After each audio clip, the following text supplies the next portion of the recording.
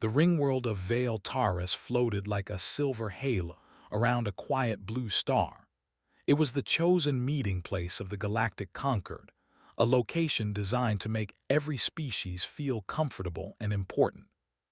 Gravity could be adjusted, air tailored, light softened or sharpened depending on the eyes that watched it. This was where great decisions were made, and today, the largest gathering in recorded history was about to begin. Delegations arrived one after another, each announcing themselves with displays of culture and power. Living crystal ships unfolded like flowers. Energy-based beings arrived as controlled storms of light. Hive fleets moved in perfect formation, thousands of minds acting as one. The Concord's observers recorded everything, comparing technologies, threat levels, and influence. Then another fleet arrived. There was no music, no light show, no declaration of greatness. Just a group of dark, blocky ships slipping out of hyperspace and taking their assigned position. Their hulls were scarred, layered with thick armor plates. Heat vents glowed dull red before dimming. They looked heavy, old, and strangely solid compared to the elegant designs around them. A few observers glanced at the data: species, human; origin, Sol system; homeworld, Earth; classification, Class 12 Deathworld; threat assessment, low to moderate; most looked away. Deathworlders rarely mattered in galactic politics. They were survivors, yes, but usually backward, aggressive, and short-lived. The Conquered had learned long ago that true power came from advanced minds and refined civilizations, not brute endurance. The humans docked quietly. As the delegates moved into the central hall, the environment adjusted constantly. Gravity shifted from light to heavy. Temperature zones overlapped. Atmospheric mixes blended carefully. For many species, even walking was difficult without assistance fields. The humans walked without help. They wore simple dark uniforms, no visible weapons, no decorative rank symbols. Their faces showed age lines, scars, and calm focus. When gravity briefly spiked due to a calibration error, several alien delegates stumbled. A pair of humans stepped forward and steadied them without comment. No one thanked them. No one really noticed. The Conquered speaker, a tall avian being with mirrored eyes, called the gathering to order. The hall quieted as thousands of species turned their attention forward. "This assembly has been called," the speaker said, "due to an existential threat to galactic stability."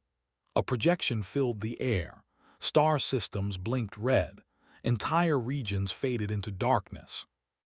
"The phenomenon we now call the null tide has consumed 14 inhabited systems in the last cycle alone," the speaker continued. "All contact lost, no survivors detected."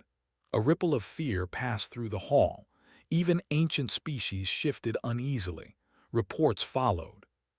Fleets destroyed without clear engagement, weapons failing, sensors blinded, colonies going silent overnight. The Conquered's greatest defenses, designed for precise and efficient warfare, had accomplished nothing. Debate erupted. Some argued for negotiation.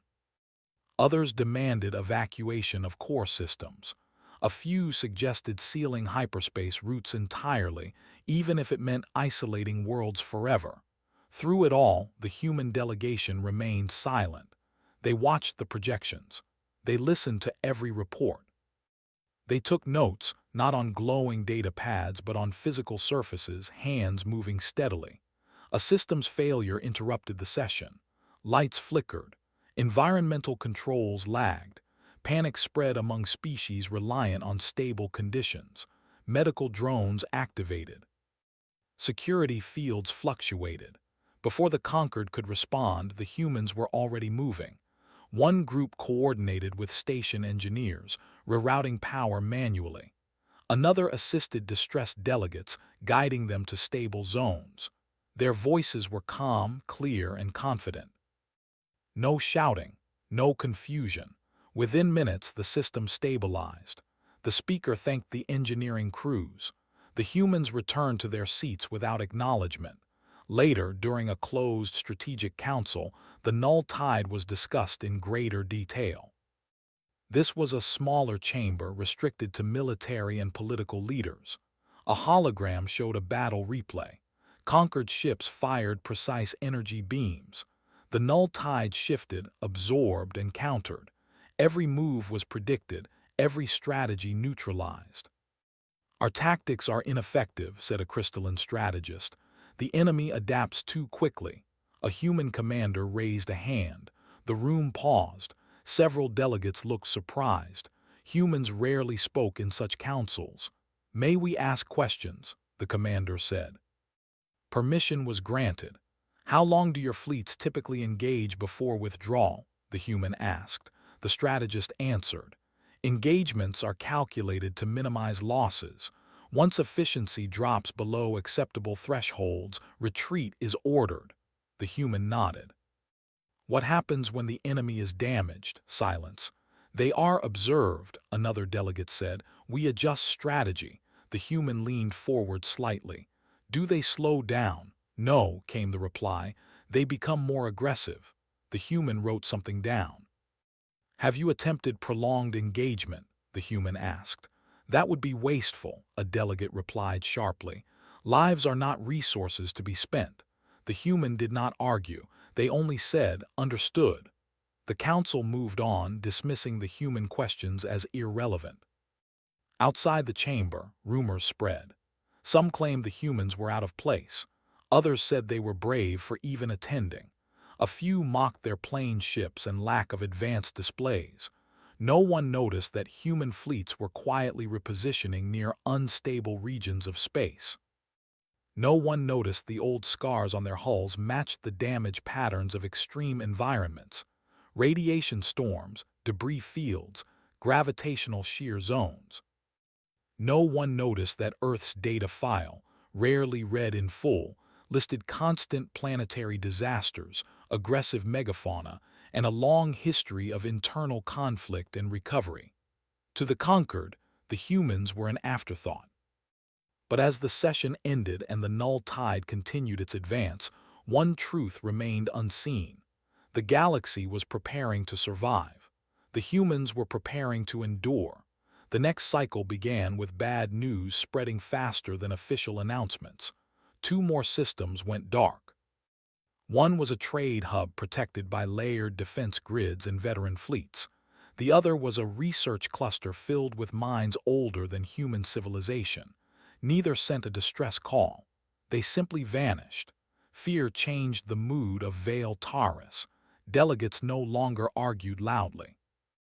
They whispered. Security presence doubled. Emergency corridors stayed active at all times. Many species requested early departure permits, hoping to flee back to their home regions before the null tide reached them. The humans stayed. Their ships did not leave orbit. Instead, more arrived. Not large fleets, but steady numbers, each vessel worn, practical, and heavily reinforced. Conquered observers noted this with mild confusion. Reinforcements usually meant advanced warships or experimental weapons. The human ships looked like tools, not symbols. During an emergency military briefing, a conquered admiral presented new battle data. The null tide had changed behavior again. It no longer engaged directly with defensive lines. It slipped past them, ignoring strongholds and striking softer targets deeper inside territory. "It learns faster than we can plan," the admiral said. "Every model fails." A human tactical officer requested permission to speak. This time the room did not dismiss the request immediately. "You say it avoids strong resistance," the human said calmly, "and it grows more aggressive when challenged." "Yes," the admiral replied. "That is the pattern." The human paused. "Then why do we keep trying to block it?" Several delegates shifted uncomfortably. "Explain," the admiral said. "On our world," the human said, "many predators cannot be stopped by standing still. You exhaust them. You lead them where survival costs more than pursuit." A murmur passed through the chamber. "You are suggesting retreat," a delegate accused. "No," the human replied. We are suggesting control. The Conquered approved a limited joint operation, more out of desperation than belief. Human fleets would be allowed to operate independently along the outer approach routes of the Null Tide. The mission parameters were vague and expectations low. The humans accepted without celebration. They moved quickly. Instead of forming defensive walls, human ships spread out into dangerous regions of space. Areas filled with asteroid storms, unstable gravity wells, radiation bursts, and debris from ancient stellar collapses. Places most species avoided unless absolutely necessary. The Null Tide followed. At first, Conquered observers believed this was a coincidence. Then they saw the pattern. Human ships did not flee in straight lines. They curved, slowed, accelerated unpredictably. They used terrain. When pursued, they dipped into debris clouds and skimmed the edges of pulsars, taking damage that would have crippled other fleets. They kept going. Human crews rotated through rest cycles measured in minutes, not hours. Automated systems handled what they could, while humans filled the gaps manually. When a ship lost a section, bulkheads sealed and the vessel continued at reduced capacity. Alien commanders watched the feeds in silence. "Why do they not disengage?" one asked. "They are disengaging," another replied slowly. "Just not leaving." The first true test came near a shattered moon. The Null Tide cornered a group of human ships against a dense debris field. Conquered analysts predicted total loss. Instead, the humans turned toward the debris. They cut engines at the last moment, letting momentum carry them through narrow gaps. Their hulls scraped rock and ice. Warning alarms filled their bridges. The Null Tide followed and slowed. Its adaptive forms struggled to adjust to the chaotic environment. Collisions disrupted its cohesion. For the first time, its advance stalled. The humans fired then, not precise, elegant shots but sustained barrages, simple weapons, kinetic impacts, continuous pressure. The Null Tide withdrew. The feed cut out. Silence filled the observation chamber.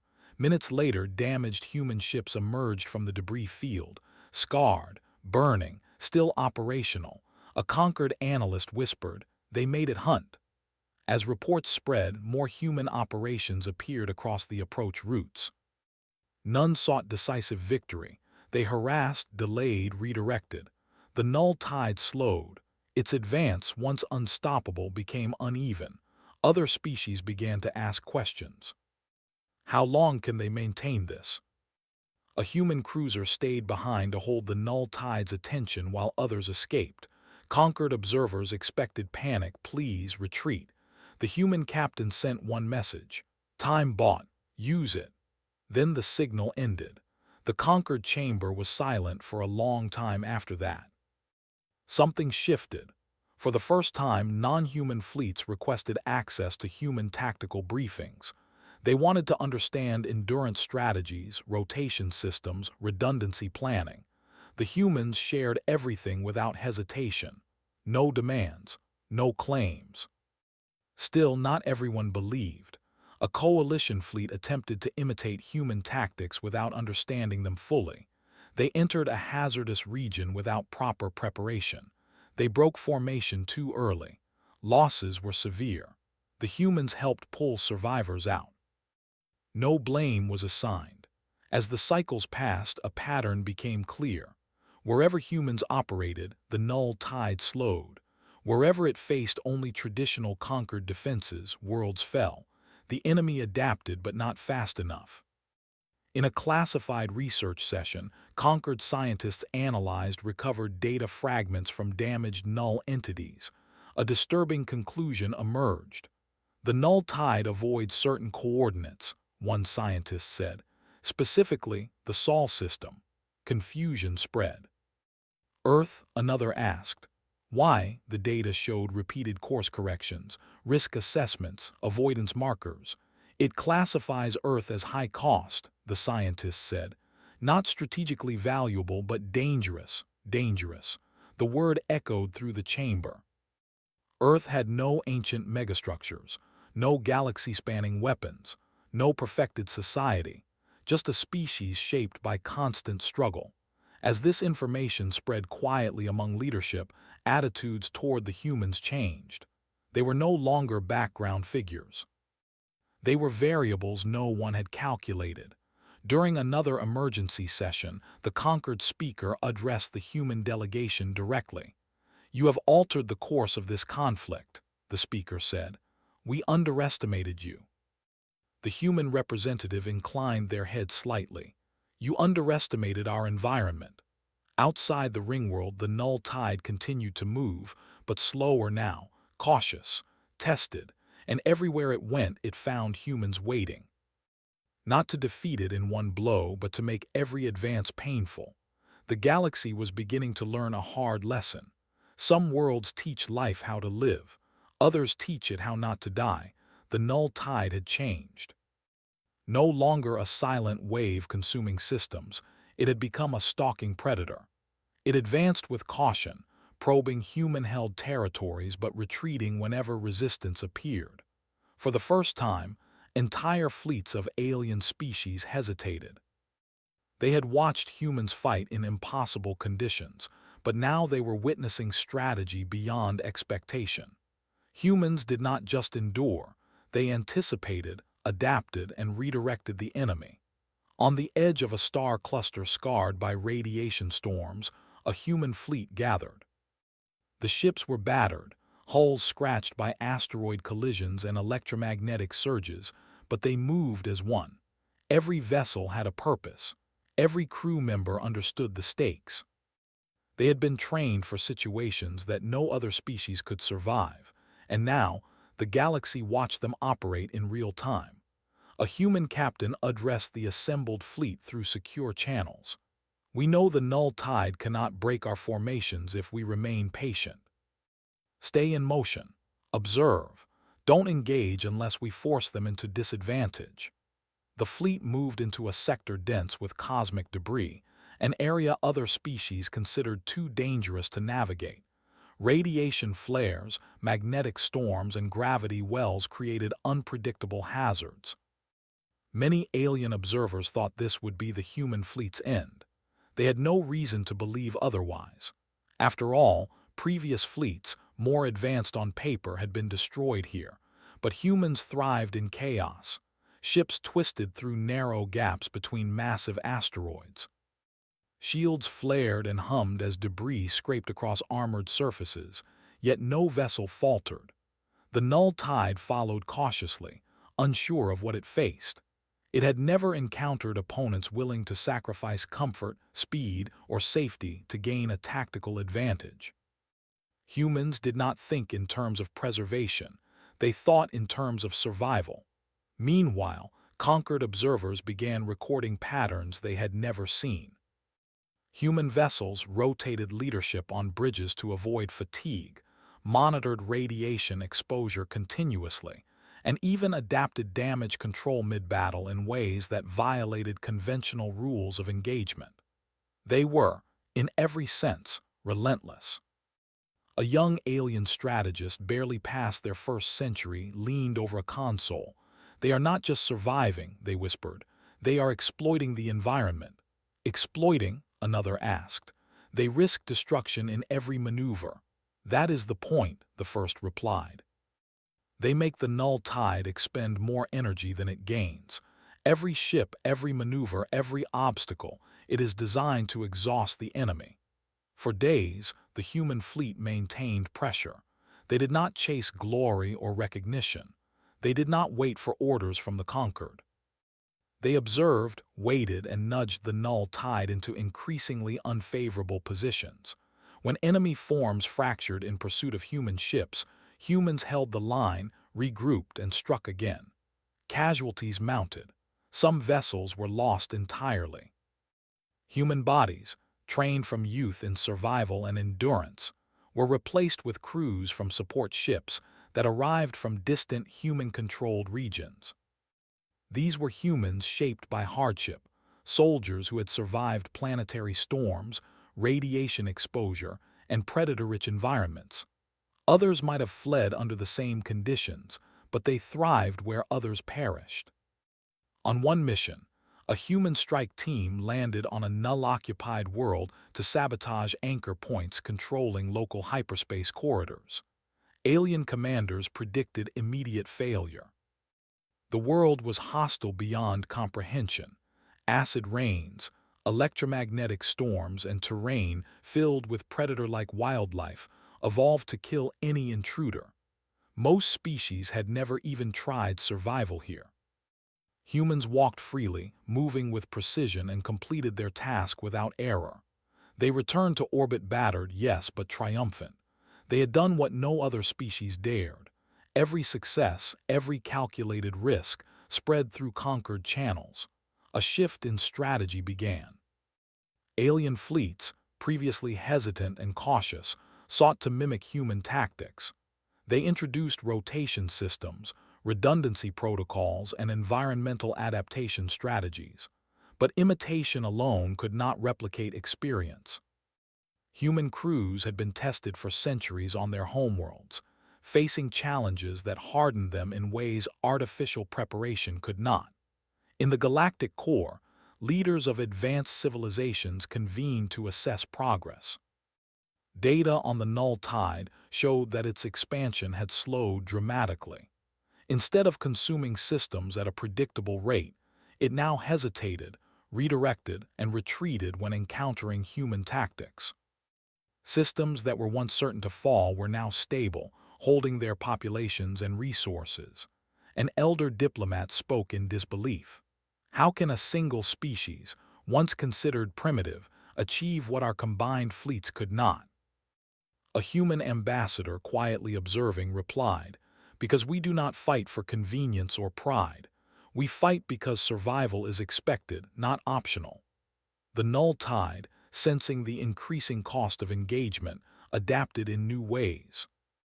Its forms became unpredictable, splitting into multiple autonomous units to bypass human fleets, striking minor targets to avoid direct confrontation. Yet humans anticipated this. They divided their own forces, setting traps using gravitational anomalies, radiation pockets, and asteroid fields as natural barriers. The null tide, though adaptive, struggled against a species willing to endure all dangers without hesitation. The first captured null entity provided critical insights. Alien biologists observed the creature struggling in a containment field. Its movements, once fluid and coordinated, now showed signs of confusion and fatigue. The null tide had evolved for aggression but not for sustained conflict in complex terrain. Humans exploited this with relentless precision. Conquered scientists gathered for analysis. "It avoids Earth," one said, astonished. Not for weakness, but because the species is too dangerous in its native environment. It has learned to survive conditions that would kill everything else. A younger researcher asked, "So the humans are what? Adapted to extreme conditions?" "More than adapted," another replied. "They are forged by them." Across the galaxy, communication networks relayed this revelation. Leaders realized that humans did not seek conquest or dominance. They were not motivated by power alone. Instead, they offered lessons in endurance, strategy, and survival. Every fleet that worked with humans learned new methods. Every world that observed human tactics adjusted its own defense strategies. Human ingenuity was not a threat in the traditional sense. It was an inspiration.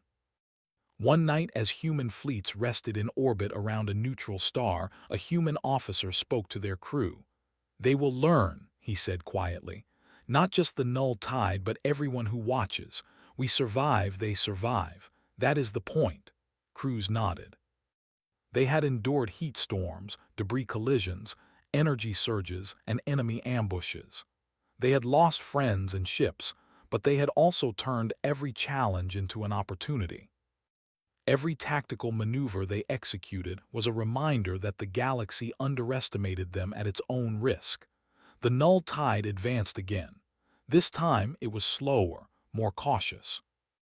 Entire fleets monitored the movements of human ships, learning patterns, attempting to predict strategies. Yet humans had already anticipated this. They moved unpredictably, rotated crews, and struck when least expected. The enemy was forced into exhaustion, miscalculation, and retreat. Alien commanders began taking notes, not to critique, but to understand. Plans were adjusted, formations altered, and strategies refined based on human examples. The lesson was clear. Brute force alone could not defeat an opponent willing to endure all threats. Adaptation, endurance, and resilience were as powerful as any weapon. A final major engagement occurred near a supernova in the outer rim of the sector. The Null Tide attempted a concentrated strike, thinking humans were vulnerable after weeks of prolonged engagement. Human fleets positioned themselves strategically, exploiting gravitational turbulence and debris clusters. They held formation, sacrificed damaged ships to create openings, and redirected enemy units into traps. The Null Tide, for the first time, could not recover its advantage. It withdrew entirely, fractured and slowed, unable to sustain offensive operations. Across the Concord, disbelief turned into cautious admiration. Humanity had not just survived, it had reshaped the conflict. They demonstrated that intelligence combined with endurance could surpass technological superiority. They showed that a species forged in harsh environments could teach the galaxy lessons no advanced civilization had learned in millennia. The human ambassador, addressing a meeting of the conquered, said simply, "We fight not to dominate. We fight so that others may live. That is how we endure. That is what survival teaches." Silence followed.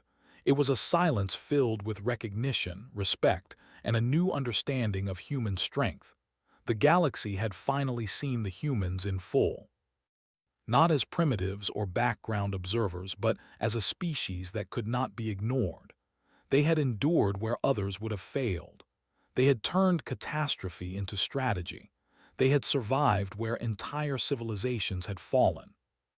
And the Null Tide, retreating beyond sight, had learned its own lesson. Never underestimate a species born of Deathworlds, tempered by adversity and determined to endure at all costs. From that day, whispers spread across star systems.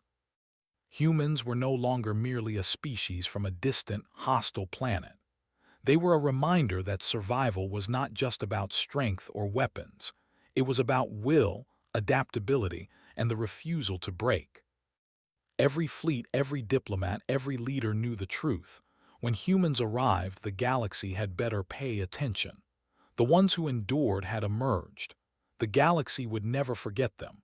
The Null Tide had been slowed, fragmented, and exhausted, but the galaxy was not yet safe. Entire systems were still at risk, and alien fleets, despite learning from humans, were hesitant to act without human leadership. The conquered realized that the final confrontation would require every resource, every strategy, and every ounce of endurance the human species could offer. Human Command held a council aboard the flagship Endurance. The vessel's hull was scarred from countless skirmishes, and the bridge was crowded with officers monitoring every communication channel. They did not speak of fear or glory. They spoke of the mission, of survival, and of timing. "Prepare all fleets," said Admiral Kale, her voice calm but firm. "This is the final push. The Null Tide will not break under a single strike. It must be worn down, forced into terrain that favors us. Every ship, every crew member must be ready to endure beyond normal limits. We lead the way, or none of this matters." The officers nodded, checking systems, running simulations, and coordinating with allied species.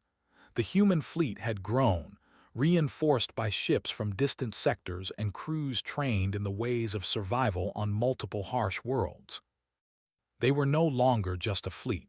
They were a living network of resilience, each vessel and crew interdependent yet capable of independent action. As the fleets moved toward the galactic core, the Null Tide appeared in full force. The massive energy storm that surrounded the core served as both a shield and a weapon. Many alien fleets hesitated at the edge, aware that any miscalculation could mean destruction, but humans pressed forward. They knew the hazards intimately.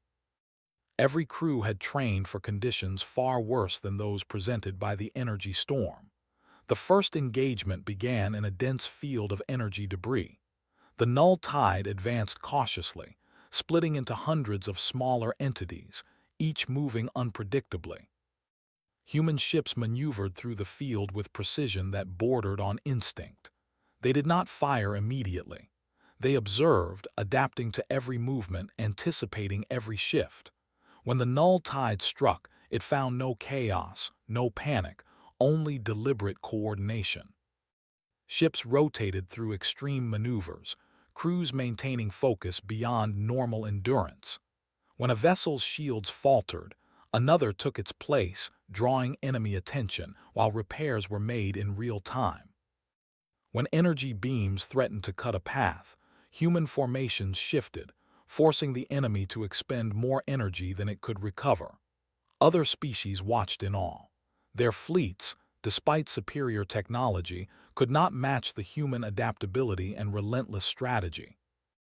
Many alien commanders began to record movements, analyzing patterns for the first time with genuine humility. They were learning what humans had known all along. Survival was not about perfection. It was about persistence and the ability to endure every threat without faltering. Hours turned into cycles. Human ships sustained losses, but every fallen vessel was part of a greater strategy. They had learned to predict sacrifice, using it as a tool to manipulate the null tide's movements. Entire sections of the energy storm were used as bait, drawing enemy units into positions where environmental hazards amplified their vulnerability. The null tide, powerful yet unable to comprehend the human approach fully, struggled to adapt. A team of strike ships descended onto a null-occupied moon to disrupt control points critical to the enemy's coordination. The terrain was worse than any battlefield previously encountered. Magnetic storms tore at hull integrity, seismic activity threatened landing zones, and strange predatory organisms attacked relentlessly. Other species would have abandoned the mission. Humans pressed forward, completing objectives with efficiency and returning with only minor losses.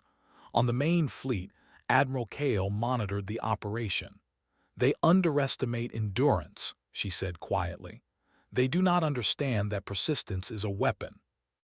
The null tide responded with an increase in aggression, but humans anticipated this. Ships acted as bait, luring enemy entities into regions of high risk, while allied species, guided by human strategy, delivered concentrated strikes. The combined assault began to break the enemy's cohesion. Energy forms collided, disrupted, and fractured under sustained pressure. By the second day, the null tide was visibly struggling. Its movements were less coordinated, its attacks less precise. Alien commanders began reporting successful counterattacks inspired by human tactics. Entire fleets, previously paralyzed by fear, found new confidence. Humans had not only survived, they had taught the galaxy how to fight, how to endure, and how to leverage every advantage. In the midst of the battle, the humans faced their greatest test. A massive null entity, larger and faster than any previously encountered, moved to cut off the fleet's supply line. It threatened to destroy the reinforcements before they could reach the front. Human captains communicated silently through encrypted channels, coordinating a countermeasure. Ships converged, forming a complex, rotating pattern that lured the entity into a collapsing starfield. Gravitational forces tore at the null tide, fragmenting its form while the human fleet pressed forward to stabilize the area. The galaxy watched in stunned silence as humans executed what seemed impossible. They were everywhere at once, yet every action was deliberate. Every crew, every ship, every maneuver was synchronized to an almost unnatural precision, born from centuries of surviving harsh worlds. By the third day, The null tide's advance had halted entirely. Entire systems once in imminent danger were stabilized. Communications reopened, trade resumed, and worlds previously abandoned were now secure. The humans did not claim victory. They continued to monitor, repair, and maintain pressure until the null tide finally dissipated, retreating beyond known space. A council convened on Vale Taurus in the aftermath. Leaders of ancient civilizations, previously dismissive of humanity, now acknowledged their critical role in saving the galaxy. Historical records were updated, and the classification of Earth was revised. Once a Class 12 death world, a dangerous backwater, it was now recognized as the home of a species that had altered galactic history. The conquered speaker addressed the assembly. "We have witnessed the impossible. Humanity has shown us that endurance, strategy, and adaptability can achieve what superior technology alone cannot. They have not fought for power, only for survival, and in doing so, they have preserved countless lives across the galaxy." Humans did not respond with arrogance. The ambassador stood quietly, acknowledging the statement with a simple nod. To them, it had never been about recognition. It had always been about survival, about teaching through example rather than words. Across the galaxy, whispers began to spread. Humans were no longer viewed as primitives or curiosities. They were the species that endured, the species that turned the tide. Entire fleets trained in human-inspired methods. Entire civilizations studied human tactics, endurance protocols, and survival strategies. The galaxy had learned a new respect for life forged under harsh conditions. In the end, historians would name them not for their weapons, not for their ships, but for their spirit. They were called the ones who endure. And the lesson was clear. Never underestimate a species shaped by danger, refined by hardship, and determined to survive against all odds. Whenever unknown ships arrived in galactic space, every species remembered what humans had shown them. The galaxy had once ignored a death world. Now it recognized the cost of underestimation. Humans returned to their home systems, scarred but unbroken. Ships were repaired, crews recuperated, and the lessons learned in battle became standard across fleets and academies. The null tide was gone, but its shadow remained as a reminder of what had been survived. Admiral Kale stood on the bridge of her flagship, looking at the stars. She allowed herself a rare moment of reflection. "We endured," she said softly. "Not for glory, not for recognition, but because that is what we do." Her crew, veterans of countless hardships, nodded. They had seen systems fall, fleets destroyed, and worlds abandoned. Yet they had endured. They had survived where no other species could. They had led not with power but with persistence, showing the galaxy that the human spirit was stronger than any enemy, faster than any threat, and deeper than any challenge. The galaxy had changed, forever marked by the presence of humanity. Wherever danger arose, wherever unknown threats emerged, the name of the Deathworlders would inspire hope, respect, and caution. The galaxy had learned that survival is not just a matter of strength, but of will, adaptability, and endurance. And humanity, forged in storms, conflict, and relentless environments, would always endure. Aliens were unaware who'd come. Then the galaxy's Deathworlders emerged, HFY Stories.